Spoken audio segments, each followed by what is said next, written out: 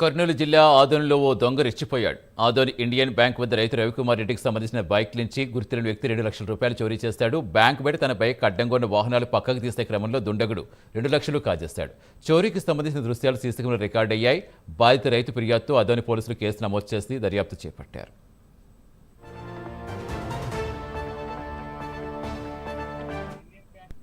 Gold పెట్టి డబ్బులు ఇస్తాము, పత్తి మిరప కోసము మేము 3 లక్షల వరకు ఇస్తానంటే నేనే వద్దు 2.5 లక్షలు ఇస్తానంటే 2.5 లక్షలు తీసుకున్నాం సార్ గోల్డ్ లోన్. 2.5 లక్షలు తీసుకుంటే 50,000 ఫోన్ పేలో బ్యాంక్ లో అట్లే ఉంది సార్ డిపాజిట్. ఇంకా 2 లక్షలు ఇట్లా డ్రా చేసుకొని వచ్చినాం సార్. బెండి సైడ్ లో బెండి దొబ్బేక 2 బెండ్లు అట్టుకున్నారు సార్. ఓ బెండి చేతిలో పట్టుకొని దొబ్బినాయి సార్ ఆడితే.